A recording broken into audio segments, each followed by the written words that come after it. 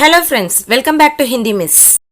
இன்னைக்கு இந்த வீடியோல மத்தியமா புக்கான ஹிந்தி பிரச்சார் வாகினி 2 புக்ல போயட்ரி பார்ட்ல ஃபர்ஸ்ட் போயம்கான எக்ஸசைஸ் தான் படிக்க போறோம். எக்ஸசைஸ்னா வேற ஒண்ணும் இல்ல, ERC question answers and essay. இந்த ஃபர்ஸ்ட் போயமை ஏற்கனவே மீனிங்கோட எக்ஸ்பிளைன் பண்ணி வீடியோ அப்லோட் பண்ணியிருக்கேன். இது வரைக்கும் பார்க்கலன்னா டிஸ்கிரிப்ஷன் பாக்ஸில் லிங்க் இருக்குது, கண்டிப்பாக போய் பாருங்கள். புஷ்பகி அபிலாஷான்ற இந்த ஃபர்ஸ்ட் போயமோட எக்ஸசைஸ்க்கான கொஸ்டின்ஸ் பேஜ் நம்பர் 10, அதாவது நெக்ஸ்ட் பேஜ்லேயே கொடுத்துருக்காங்க. அதில் ஃபர்ஸ்ட் ரோம் லெட்டர் பார்த்தீங்கன்னா நிம்னலிக்கித் பத்யாம்ஷ கா பாவார்த்த ஹிந்தி மே லிக்கியே. இதை தான் ஷார்ட்டாக நான் ERCன்னு சொன்னேன். கீழே ஒரு பேராகிராஃப் கொடுத்துருக்காங்க. அந்த பேராகிராஃப்கான மீனிங்கை, பாவார்த்தனா என்னது மீனிங்கை ஹிந்திமே லிக்கியே, அதாவது ஹிந்தியில் எழுத சொல்லியிருக்காங்க. நீங்கள் பிராத்மிக் வரைக்கும் என்ன பண்ணியிருப்பீங்க, தமிழில் போயமுடைய மீனிங் எழுதியிருப்பீங்க. இதில் மத்தியமா எக்ஸாமில் ஹிந்தியில் எழுதணும். இங்கே கொடுத்துருக்கக்கூடிய முஜே தோட்லேனா வனமாலின்னு ஸ்டார்ட் ஆகக்கூடிய இந்த பேராகிராஃப் வந்து புஷ்பகி அபிலாஷா போயமுடைய தேர்ட் பேராகிராஃப் தான். அந்த தேர்ட் பேராகிராஃப்கான மீனிங்கை தான் ஹிந்தியில் எழுத சொல்லியிருக்காங்க. நெக்ஸ்ட்டு செகண்ட் ரோம் லெட்டர் பாருங்கள், நிம்னலிக்கித் பிரஷ்னோம் கே உத்தர் லிக்கியே. கீழே 4 கொஷின்ஸ் கொடுத்துருக்காங்க. இந்த 4 கொஷின்ஸுமே இந்த புஷ்பகி அபிலாஷா அந்த போயம் சம்மந்தப்பட்ட கொஷின்ஸ் தான். இதுக்கான ஆன்சர்ஸை எழுதணும். நெக்ஸ்ட் தேர்ட் ரோம் லெட்டர், புஷ்பகி அபிலாஷா கவிதா கா சாராம்ஷ் அப்னே சப்தோமே லிக்கியே. புஷ்பகி அபிலாஷான்ற கவிதையினுடைய சாராம்ஸ்னா அதனுடைய எஸ்ஸே, அதனுடைய கட்டுரையை உங்களுடைய ஓன் வேர்ட்ஸில் எழுத சொல்லியிருக்காங்க. இப்போ இந்த பாவார்த்த ஹிந்தி மே லிக்கியே இருக்கு இல்லையா, இந்த எக்ஸசைஸ்க்கான ஆன்சர் படிக்கிறதுக்கு பேஜ் நம்பர் 185 எடுத்துக்கோங்க. இங்கே 1 புஷ்பகி அபிலாஷான்னு கொடுத்துருக்கு. அதுக்கு கீழே அந்த பேராகிராஃப்கான மீனிங்கை ஹிந்தியில் கொடுத்துருக்காங்க. அந்த கொஸ்டின் பேராகிராஃபை ஃபுல்லாக கொடுக்கல, சும்மா டாட்டட் லைன்ஸ் போட்டு கொடுத்துருக்காங்க. இதுக்கான கொஸ்டின் படிக்கணும்னா நீங்கள் பேஜ் நம்பர் 10 எடுத்து அந்த கொஸ்டின் பார்த்துக்கணும். இப்போ அந்த முஜே தோட்லேனான்னு ஸ்டார்ட் ஆகக்கூடிய அந்த பேராகிராஃப்கான ஆன்சர் என்ன, ERC எப்படி எழுதணுன்றதை பார்க்கலாம். சந்தர்ப்னா என்னென்னா, கொஸ்டினில் கொடுத்துருக்கக்கூடிய பேராகிராஃப் எந்த போயம்லேருந்து எடுத்திருக்காங்க, அந்த போயமுடைய போயட் நேம், கவிஞரோட பெயரையும் எழுதணும். பாவார்த்தனா அந்த பேராகிராஃப்கான மீனிங் என்ன, அந்த ஸ்டான்ஸா கொடுத்துருக்காங்க இல்லையா, போய்ட்ரி ஸ்டான்ஸா, அதுக்கான மீனிங்கை ஹிந்தியில் எழுதணும். சந்தர்ப்னா குறிப்புன்னு அர்த்தம், அந்த போய்ட்ரியை பற்றின குறிப்பு. ஏ பத்யாம்ஷ புஷ்பகி அபிலாஷா நாம கவிதா சே லியா கயா ஹை. ஏ பத்யாம்ஷ, பத்யனா போயம், இங்கே பத்யாம்ஷனா போயட்ரியுடைய ஒரு பார்ட்டு, அதாவது ஒரு ஸ்டான்ஸா மட்டும் இங்கே கொடுத்துருக்காங்க இல்லையா, அதனால தான் பத்யாம்ஷன்னு சொல்லியிருக்காங்க. இந்த போயட்ரியுடைய ஸ்டான்ஸா புஷ்பகி அபிலாஷா நாமக், புஷ்பகி அபிலாஷா என்ற பெயருடைய கவிதா சே லியா கயா ஹை, கவிதையிலிருந்து எடுக்கப்பட்டிருக்கிறது. புஷ்பகி அபிலாஷான்ற போயம்லேருந்து எடுக்கப்பட்ட ஸ்டான்ஸா தான் இங்கே மேலே கொடுத்துருக்கிறது. இஸ் கவிதா கே கவி ஹைம் ஸ்ரீ மாக்கன்லால் சதுர்வேதி. இந்த கவிதையினுடைய கவிஞரோட பேர் என்னன்னா ஸ்ரீ மாக்கன்லால் சதுர்வேதி. லாஸ்ட் வீடியோவில் போயம் எக்ஸ்பிளைன் பண்ணும்போதே சொல்லியிருந்தேன், இந்த போயட் நேமை ERCலையும் எஸ்ஏலையும் எழுத வேண்டியிருக்கும், அதனால இதை நல்லா படித்து வச்சுக்கோங்கன்னு. ஸோ புஷ்பகி அபிலாஷாவுடைய poet name Shri Makhanlal Chaturvedi. Next பாவார்த்த, ஃபூல் மாலி சே கஹ்தா ஹை. ஃபூல்னா பூ, மாலி சே கஹ்தா ஹை தோட்டக்காரனிடம் சொல்கிறது. கி என்னன்னு சொல்லுதுன்னா, உசே தோடுக்கர், அந்த பூ சொல்லுது என்னை பறித்து, உசே தோடுக்கர்னா அதை பறித்து, உஸ் ராஸ்தேமே ஃபேங்க் தேனா, உஸ் ராஸ்தேமே அந்த பாதையில், ஃபேங்க் தேனா எரிந்து விடுங்கள், ஜஹா எங்கே, மகான் ஷூர் வீரோம்னே மிகப்பெரிய சூரர்களும் வீரர்களும், இங்கே வந்து சோல்ஜர்ஸை தான் குறிக்குது, ஸோ இராணுவ வீரர்கள், மாத்ருபூமிக்கு ரக்ஷா கேலியே தாய் நாட்டை காப்பாற்றுவதற்காக, அப்னா சர்வஸ்வ தன்னுடைய எல்லாவற்றையும், தியாகதியா தியாகம் செய்தார்களோ, அவர்கள் இருக்கக்கூடிய அந்த பாதையில் என்னை பறித்து தூக்கி எறியுங்கள்னு சொல்லுது அந்த பூ.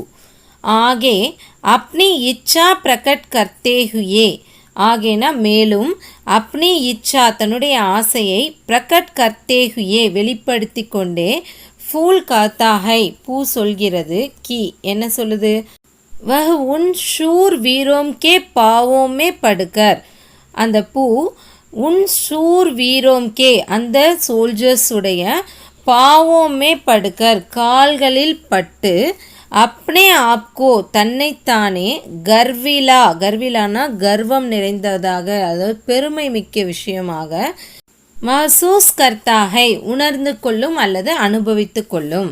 இப்போ இந்த ஃபர்ஸ்ட் போயம்கான ERC இன்னொரு முறை படிக்கலாம். संदर्भ यह पद्यांश पुष्प की अभिलाषा नामक कविता से लिया गया है. இந்த கவிதை பகுதி புஷ்பகி அபிலாஷா என்ற பெயருடைய கவிதையிலிருந்து எடுக்கப்பட்டிருக்கிறது.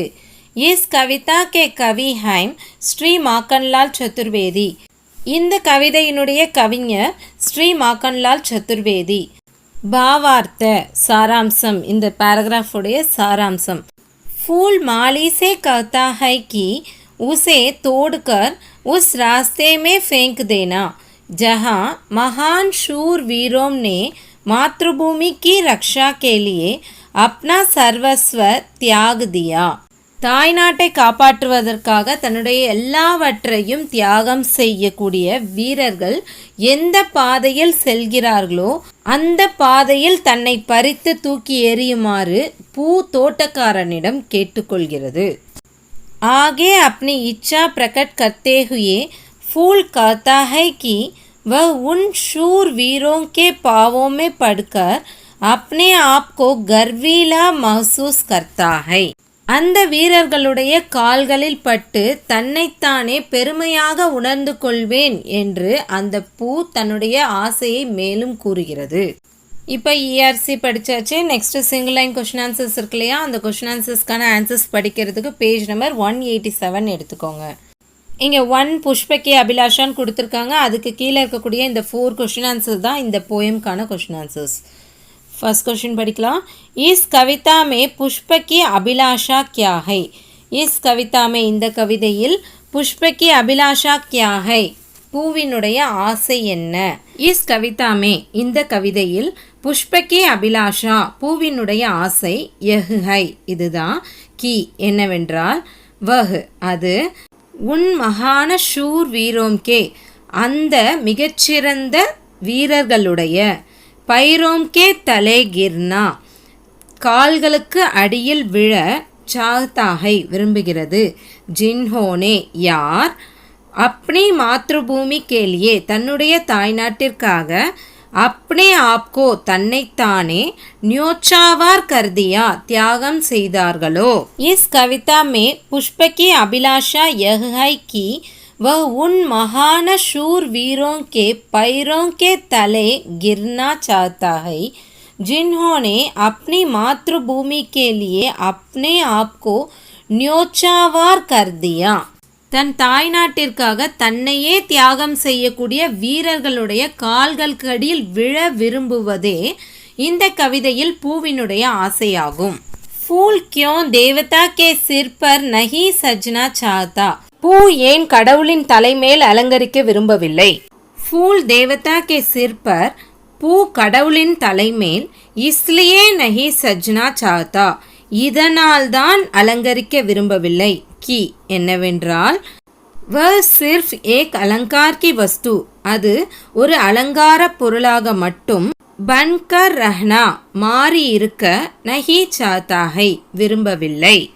फूल देवता के सिर पर इसलिए नहीं सजना चाहता कि वह सिर्फ एक अलंकार की वस्तु बनकर रहना नहीं चाहता है. பூ ஒரு அலங்கார பொருளாக மட்டும் மாறி இருக்க விரும்பவில்லை. ஆகையால் பூ தெய்வத்தின் தலையை அலங்கரிக்க விரும்பவில்லை. புஷ்பகி அபிலாஷா கவிதா में राष्ट्रीय चेतना किस प्रकार व्यक्त हुई है? புஷ்பகி அபிலாஷா என்ற கவிதையில் தேசிய உணர்வு எந்த வகையில் வெளிப்படுத்தப்பட்டிருக்கிறது? பிரஸ்துத கவிதாமே கொடுக்கப்பட்டுள்ள கவிதையில் ஏக் ஃபூல் கே மாத்தியம் சே ஒரு பூவின் மூலமாக ராஷ்ட்ரிய பாவனா தேசிய உணர்வு வியக்த கீ கயி ஹை வெளிப்படுத்தப்பட்டிருக்கிறது. ஃபூல் பூ ஸ்வயம் கோ தன்னைத்தானே தேஷ் கேலியே நாட்டிற்காக अर्पित करना चाहता है अर्पणिக்க விரும்புகிறது. प्रस्तुत कविता में एक फूल के माध्यम से राष्ट्रीय भावना व्यक्त की गई है. फूल स्वयं को देश के लिए अर्पित करना चाहता है. கொடுக்கப்பட்டுள்ள கவிதையில் ஒரு பூவின் மூலமாக தேசிய உணர்வு வெளிப்படுத்தப்பட்டிருக்கிறது. பூ தன்னையே நாட்டிற்காக அர்ப்பணிக்க விரும்புகிறது. புஷ்பகி அபிலாஷா கவிதா கா உத்தேஷ்ய கியா ஹை? புஷ்பகி அபிலாஷா என்ற கவிதையினுடைய குறிக்கோள் அதாவது நோக்கம் என்ன? அப்னி மாத்ருபூமி கேலியே தன்னுடைய தாய்நாட்டிற்காக அப்னே ஆப்கோ தன்னைத்தானே அர்ப்பித் கர்னா அர்ப்பணித்தல் ஹர் தேஷ்வாசி கா ஒவ்வொரு குடிமகனுடைய கர்த்தவ்யஹை கடமை. யஹி இதுதான் எஸ் கவிதா கா இந்த கவிதையினுடைய உத்தேஷ்யஹை எண்ணம் அல்லது குறிக்கோள். அப்னி மாத்ருபூமி கேலியே அப்னே ஆப்கோ அர்ப்பித் கர்னா हर देशवासी का कर्तव्य है. यही इस कविता का उद्देश्य है. தன்னுடைய தாய்நாட்டிற்காக தன்னைத்தானே அர்ப்பணிப்பது நாட்டின் ஒவ்வொரு குடிமகனுடைய கடமை. இதுதான் இந்த கவிதையினுடைய குறிக்கோள் அல்லது நோக்கமாகும். இந்த புஷ்பகி அபிலாஷா போயமுடைய இஆர்சியும் சிங்கிள் லைன் கொஸ்டின் ஆன்சரும் படித்தாச்சு. அடுத்து இந்த போயம்கான எஸ்ஸே அதாவது சாராம்சம் நெக்ஸ்ட் வீடியோவில் நம்ம படிக்கலாம். ஏன்னா இஆர்சியும் கொஷின் ஆன்சர்ஸும் படிக்கிறதுக்கே உங்களுக்கு கொஞ்சம் டைம் எடுக்கும். அதை நல்லா வீடியோவை கவனித்து மீனிங்கை புரிஞ்சுக்கிட்டு அதுக்கப்புறமா படிங்க. இதில் ஏதாவது டவுட்ஸ் இருந்ததுன்னா கமெண்ட் செக்ஷனில் கொடுங்க, கண்டிப்பாக நான் கிளியர் பண்ணுறேன். இந்த வீடியோ உங்களுக்கு பிடிச்சதுன்னா லைக் பண்ணுங்கள், உங்கள் ஃப்ரெண்ட்ஸோடு ஷேர் பண்ணுங்கள். இது வரைக்கும் நம்ம சேனலை சப்ஸ்கிரைப் பண்ணலைன்னா சப்ஸ்கிரைப் பண்ணுங்கள். பக்கத்தில் இருக்க பெல் ஐக்கானையும் கண்டிப்பாக கிளிக் பண்ணுங்கள். அப்போ தான் மத்தியமா போர்ஷன்ஸில் அடுத்தடுத்து நான் அப்லோட் பண்ண போகிற வீடியோஸ் எல்லாம் நீங்கள் மிஸ் பண்ணாமல் பார்க்க முடியும். தேங்க்யூ ஃபார் வாட்சிங் and see you in the next video.